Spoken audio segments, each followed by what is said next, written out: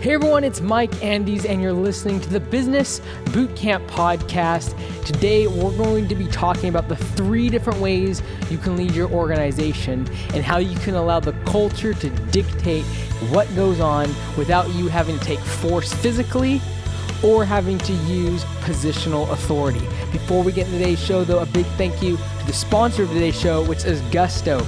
The big announcement from Gusto is that they've recently changed their pricing structure to allow for a very, very simple version of their software for just $6 per month per employee, which basically does all your payroll for you. It does the direct deposit. It does all the basic parts of payroll for you. You just enter the hours in, and then you can upgrade for just a few dollars more per month to get all the benefit side and all the other aspects of HR taken care of as well. But the basic direct deposits, W-2, tax stuff, dealing with FICA and FUCA and all the other stuff, and your workers' compensation deductions, and all of those can be taken care of very easily, very simply, just $6 per month. And what's better is for 3 entire months, you can get it free if you go to gusto.com/bootcamp. Try it out for 3 months completely free, and I promise you won't regret it. All right, so today we're going to be talking about something. I'm not going to take a lot of time, but I wanted to talk about this because it comes up so often in emails and phone calls that I have with other business owners, regardless of what industry, in terms of the leadership style that people use. And not so much the leadership style, but really like how do you get people to do things? And there's really 3 different ways, in my opinion, to get someone to do something. And usually I use this in reference to an employer trying to get an employee to do something. That might be anything from the task that you ask them to do to the showing up on time, whatever it is, things that you require employees to do. There's really, in my opinion, 3 different ways that you can do that. The first one's usually illegal, so you probably shouldn't do it. And that is physical force. So the worst way that you can possibly get someone to do what you want them to do is physically make them do it. This is like going back to like things like slavery and abuse. Like, this is illegal, but we're starting at the bottom and we're going to work our way up. So the worst way you can get someone to actually have to do something in your business is physically make them do it. And this is literally against the law. But this is one way you can make someone do something. For example, physical force could be, I feel like a lot of times when it comes to, gun violence and things like that, and these shooters that come out about, a lot of times they're looking for relevancy. And so that's why a lot of times they maybe don't feel like they're in any friend group in a school, or they kind of feel like loners.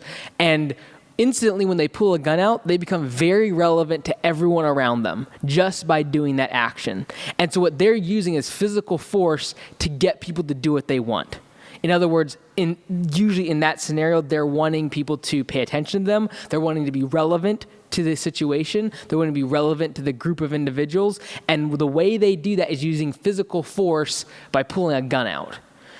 Physical force can be so many different ways, but most of it is illegal. It's the worst form of making an individual do something, and should never, ever be used, ever. Like to slap someone or to hit an employee, like you're probably going to get fined, if not like, going to court and prison perhaps if you do something stupid. But like, physical force is one way to get someone to do something. I'm just building this as a foundation. I'm not saying you should do that by no means, but it's one way to get someone to do something that you want them to do. The second way, and a common way that people use as business owners, I find, is positional authority. So because we're the employer, because we're the boss, because we pay the paycheck, one way that we can impose our will or make people do things for us or for the business when we want or how we want is to basically say, hey, I'm your boss. Or like, I am your superior, I'm your manager, whatever it is. You can use your position and the authority that comes with the position to make your will happen. And so, a president can veto something because he has positional authority. All right, you as the business owner can veto something or change something because it's your business and you can do that. In the perfect world, politically, a president never has to veto anything because the House and the Senate and the government, everyone's agreeing and talking about and making a bipartisan decision that the president then can back up or make alterations to. And that's the perfect world, right? That doesn't happen. Nor does it very rarely happen in a business when everyone just agrees on what should be done and everyone talks about it in a civil manner and then comes up with one conclusive decision and everyone supports it. There are times when you as a business owner, when you as the leader, in order for the business to be maneuvered and guided the way that your vision sees it happening, you have to veto things. You have to use your positional authority as the owner to say, no, that's not what we're going to do. No, that's not the decision we're going to make. No, we're going to change this.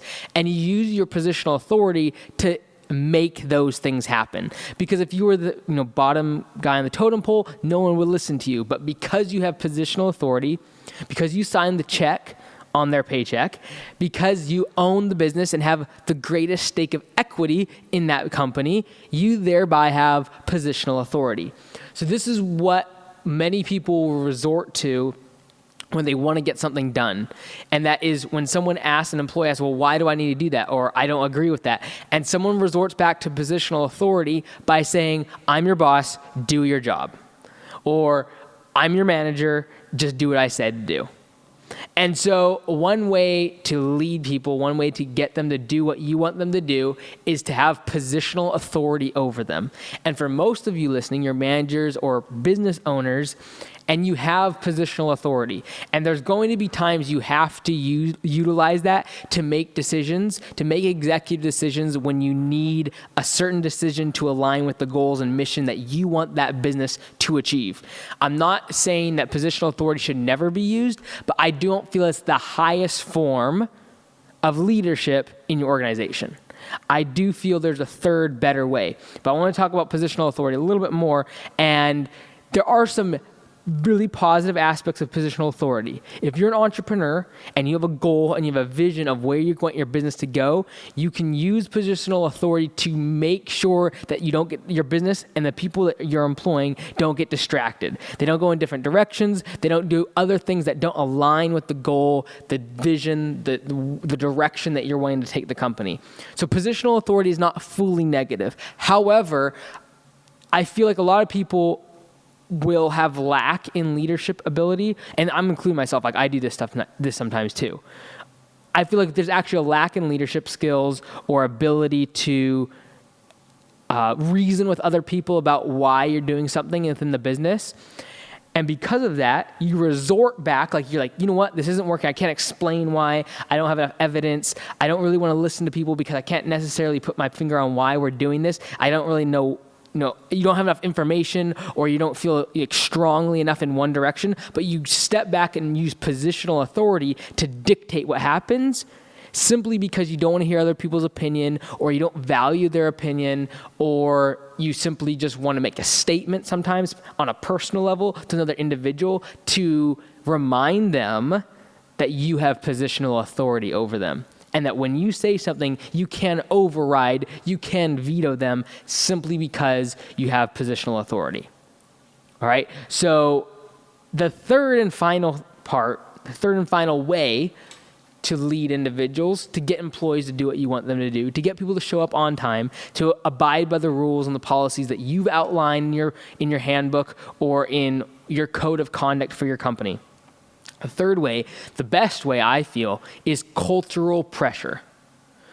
So instead of having, rules, regulations, people having positional authority, God forbid, having physical force to make things happen within your business, you can allow cultural pressure to make people do things within your company. What that means, for example, if you have a problem with people being late to work, you can physically force them to come to work. Probably not a good idea from a legal standpoint.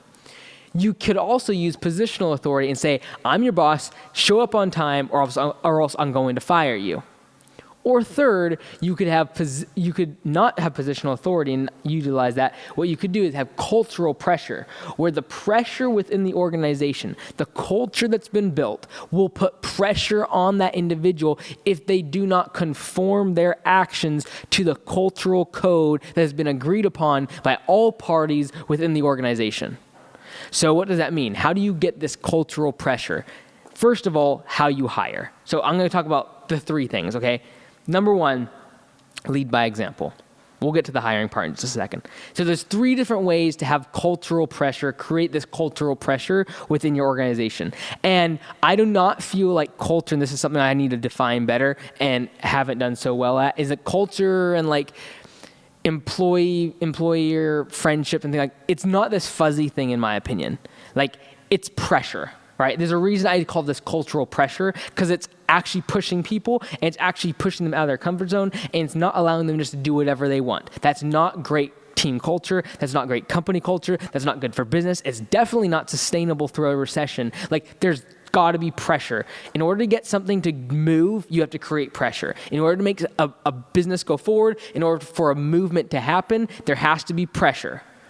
And I truly believe that culture, and when we talk about culture, we get like this like airy-fairy, like, because we hear things about like the Google culture and Facebook culture and all this other stuff. And we think of culture as like foosball tables and free food, when cultural pressure is what actually generates results and movement for the business. So 3 things that I feel create cultural pressure. And when I'm talking about these 3 things, there's definitely areas of improvement in my leadership style in all these areas. And I'm not saying I'm perfect, but these are my observations and things that I've learned by talking to a lot of business owners about leadership and leading people, and especially our employees. Number 1 is lead by example. If you're expecting people to work hard, grind, you better make sure you're the one that's working the hardest and grinding the hardest.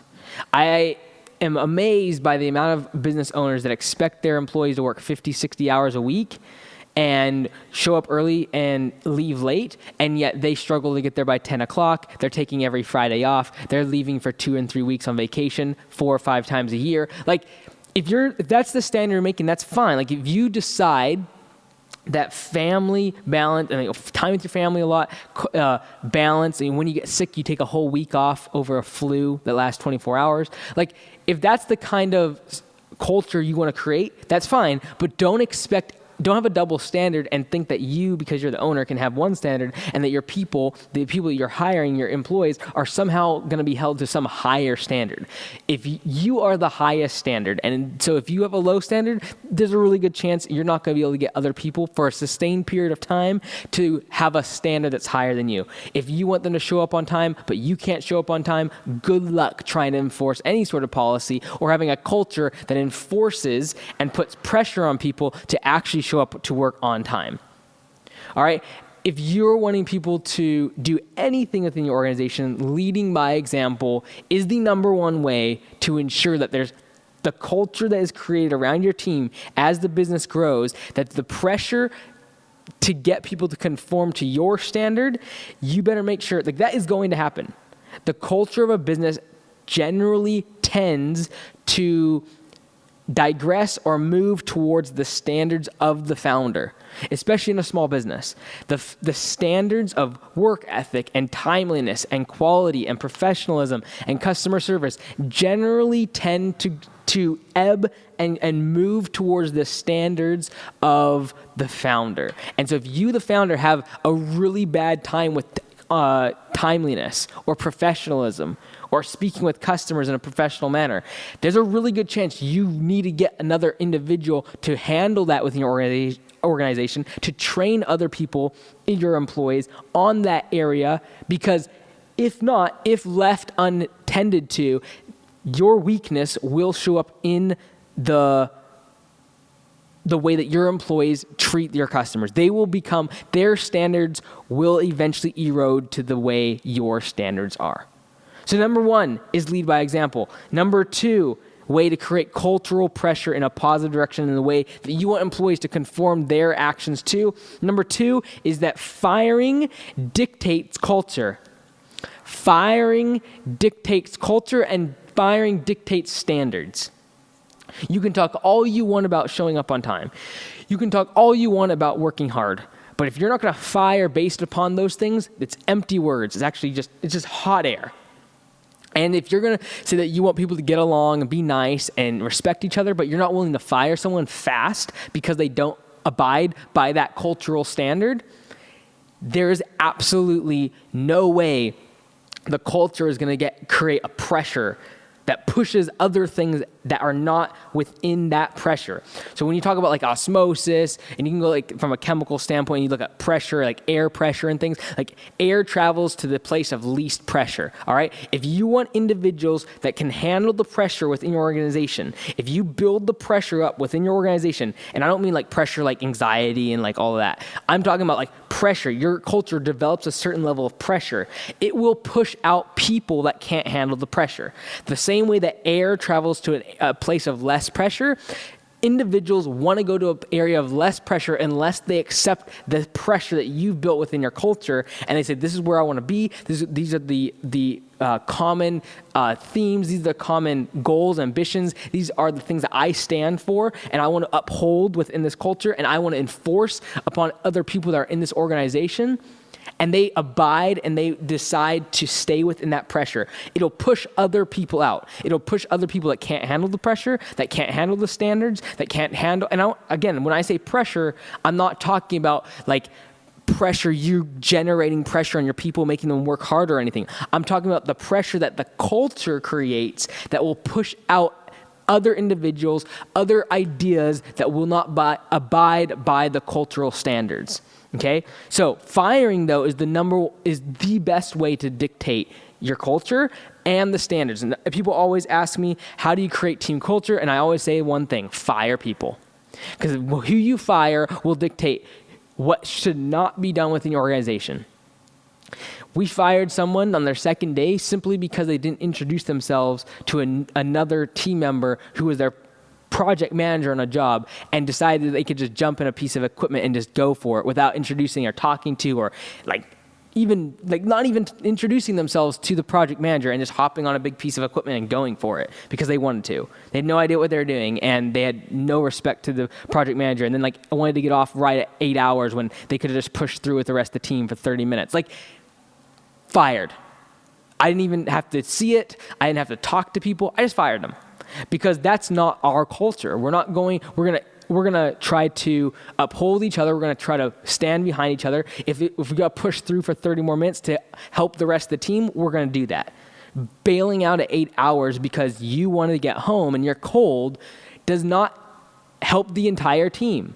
And so the people within the organization have accepted that, hey, we're trying to do this as a team. We're trying to support each other. And so individuals like that, who are going to look out for themselves, are not going to worry about anyone else, you're not going to be able to train that. And so we fired them instantly. It was that night, we fired them. If people are late, and that's something that you want in your culture to make sure that people are on time, you better be willing to fire someone when they start having regular times when they're late. Because I promise you, if people want to stay in your culture, if they want to stay in your team, they will make sure they are on time, if not early, if you actually go fire somebody else because they were late to work. We fired someone recently, and we did it by lowering their paycheck, because one of the cultural standards within the company is you need to be profitable for this business. And that if you're an employee and you're not making money for the enterprise in which you are working, your job is at risk. You're eventually going to get flushed out. And so for this individual, if you're not producing revenue, if you're not producing net profit for the company, you're not conforming to the standards in which we're abiding. Therefore, you get a pay cut in order to make sure that you comply. Because he wasn't doing anything wrong, but that one of the standards of the company is that you need to make revenue for the business. It needs to be more profitable for you to come to work than for you not to come to work. And if that's not happening, we're going to cut your pay. And so when that happened, he left. That's fine. Firing dictates culture. Because now everyone else realizes, okay, that individual was not making money for the company. He got fired. I should make more money for the company if I want to stay. It enforces the cultural standards and what you're trying to do, creating the pressure of your culture that will push out anything that is not going to comply with those standards. Number 3, the third way to create cultural pressure, and this is something more that I think about, is balancing long-term empathy with short-term profitability. This is a tough one. All right, so when we talk about cultural pressure and creating a team culture, there's a certain level of having to balance long-term empathy, long-term caring for your employees, with short-term profitability. And the reason I say that there's a balance is because you determine the balance. Like if you want to make a 40-year-long business and you want to have the same employees for decades at a time, you better make sure you have a lot of empathy for them. You really care about them. You really want to get to know them. You really are willing to sacrifice the profitability so that when they get hurt, and even though they've used all their sick days, you still give them more money to make sure they can make their ends meet, that you give them the absolute most, like 20, 30% more than the average pay in your market, in your industry. Like you give that to them. You give them health benefits. You just every year trying to give them more. Like if you're really empathetic, that's extreme. And then the other side, it's like 100% profitability driven, right? It's like, okay, we're at $12 per hour. And when you're done with that, if you feel like you want to make more, goodbye. Like that's the short term, like high profit, like you just want to generate profit. Now there's a balance because going through a bunch of people because they're all low level, $12 an hour employees eventually cost the company money. So there's a level of like, okay, we got to be more empathetic. We got to care more about them, whether it be from a pay perspective or from having an HR department that will actually connect with them to having more mid-level managers. Like there's this balance of empathy, long-term empathy, and short-term profitability, and they do counteract each other. Now, I specifically said that I said it this way for long-term empathy versus short-term profitability, because I do believe that long-term empathy will lead to long-term profitability. I do believe that, but in the short term, your profitability will many times be affected if you're going to actually be empathetic, if you're actually going to care, if you're actually going to pay people more, if you're actually going to give them second chances, if you're actually going to spend a lot of money training them. Like we spent thousands of dollars this past winter sending our whole team to a training event that was usually just for business owners, and we sent all our staff, like field workers and everything. That cost a lot of money, but it was because I was caring about their training, their development, and some of them aren't even working for us anymore. But that was my balance of empathy and short-term profitability. I know I was going to take a hit in the short-term profitability. They all got paid to go to this training event. I had to pay for them to be at the training event. Like, it was expensive, but it was this side of the equation, long-term empathy.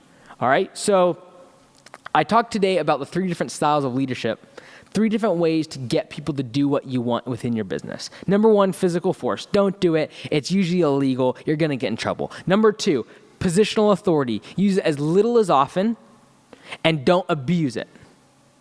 Number 3 is cultural pressure, and the 3 ways that I say you have to think about and things you have to consider when trying to create cultural pressure is, number 1, you must lead by example.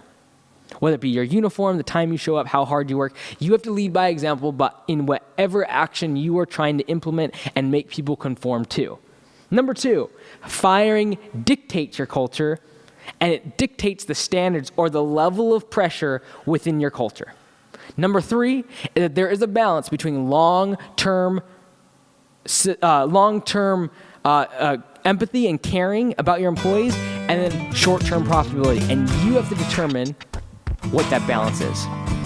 You've been listening to Mike Andes on the Business Bootcamp podcast. Until next time, be great, because nothing else pays.